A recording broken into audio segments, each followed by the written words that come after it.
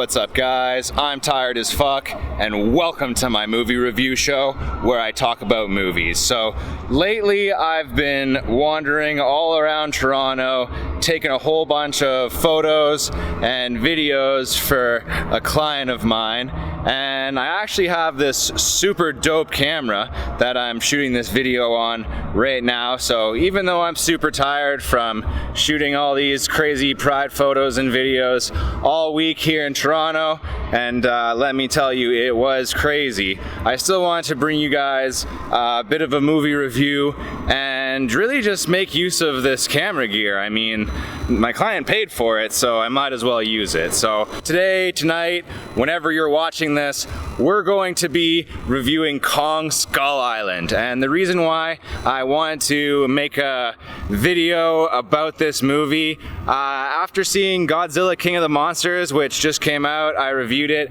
I actually ended up liking that movie a lot. It wasn't the most popular movie of the entire year. A lot of people didn't really like it, especially critics were very hard on this movie, but I enjoyed it a lot and it got me hyped for monster movies and hyped for this new like monster cinematic universe that they're doing here. So yeah, I watched Kong Skull Island and honestly guys, I really enjoyed it. So this movie is directed by vogt-roberts, and it's one of those movies that's nice to review. It's really easy to say all of the people who are in this movie because there are a lot of huge stars in this movie, including John C. Reilly, Samuel L. Jackson, Tom Hiddleston, and Brie Larson. And the first thing that I want to talk about in regard to this movie is the cinematography. I think that the cinematography in Kong Skull Island was really well done.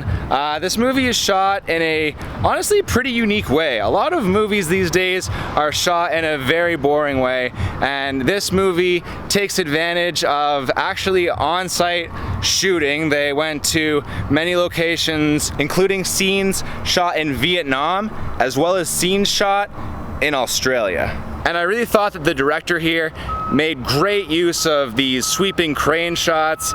There's quite a few lens flares in this movie. Didn't really bother me as much as like some of J.J. Abrams' work. It wasn't so overdone, but just in a lot of the scenarios, it's lit in a very dynamic way, and I think that they really took advantage of the fact that they bothered to shoot this thing on site. I mean, it makes a big difference. There's a lot of movies that are just shot in a studio and use a lot of green screen, and they don't look as good as Kong Skull Island.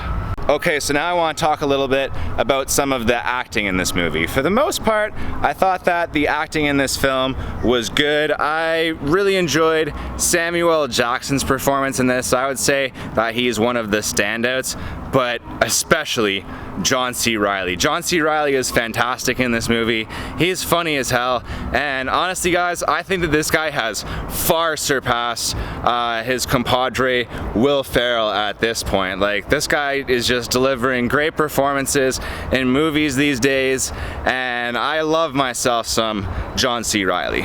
And when it comes to Brie Larson in this movie, I thought she was okay. She didn't really bother me.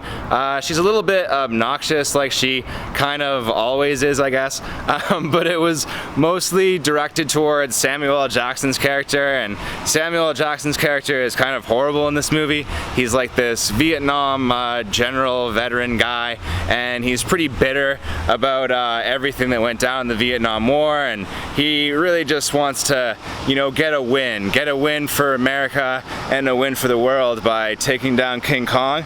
And Brie Larson puts him in his place a couple of times, so I liked that. Okay, so now I want to talk a little bit about the story in this film. And the story is actually surprisingly quite straightforward. There's not really a lot of twists and turns here. I don't think that's necessarily a bad thing though with this movie. I think it's mostly about the visuals and the central conflict. They don't need to throw a whole bunch of plot twists in there to keep the audience engaged. I think you're actually engaged with the characters and actually engaged with the central conflict, like I said, of the film. So let me give you guys a little bit of an idea of what this movie is about, hopefully without spoiling too much. So basically you have John C. Reilly's character, and he is a soldier in like World War II, and he ends up getting shot down over this mysterious island, and that ends up putting this island on the map. And years later, John Goodman is trying to push the government to go and explore that island, and until right now when I said that, I totally forgot that John Goodman is in this movie. Okay, so the story. Basically you've got John Goodman's character, him and his scientist buddies want to go and explore this mysterious island with giant creatures or whatever on it, but in order to do that they have to bring a bunch of military guys, and not just any military guys, but a bunch of military guys who are just finishing up a little thing called the war in Vietnam. So basically some bombs get dropped, some animals get killed, King Kong gets pissed the fuck off, and then he kills a bunch of soldiers. Of course, this gets Samuel L. Jackson pretty upset, and like I said, he is really itching for a win after a big L, I guess you could call it, the war in Vietnam, and he ends up trying to kill King Kong, and you have yourself a movie. As I said, for a monster movie, I found myself as an audience member surprisingly invested in the central struggle here between like the people who want to study this island, the people who want to study King Kong and these monsters and learn more about them, and the people who just want to completely obliterate them and to kill them so that they can't escape from the island and cause any more harm. But really, it was the humans who initiated it, so you can't really blame King Kong.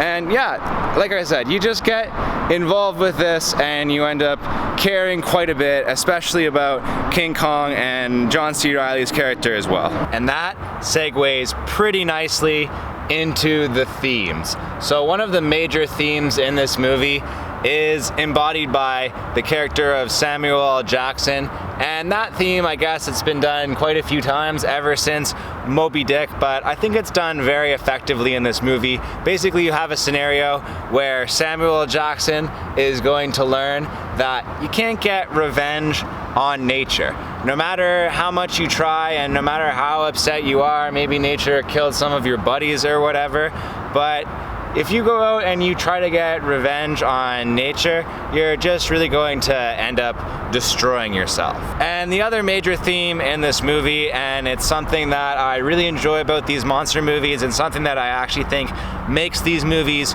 quite unique, and I think that this is something that people very often miss with these monster movies when they say, oh, these movies don't have any good characters. And it's actually just a bit of a leap in people's thinking.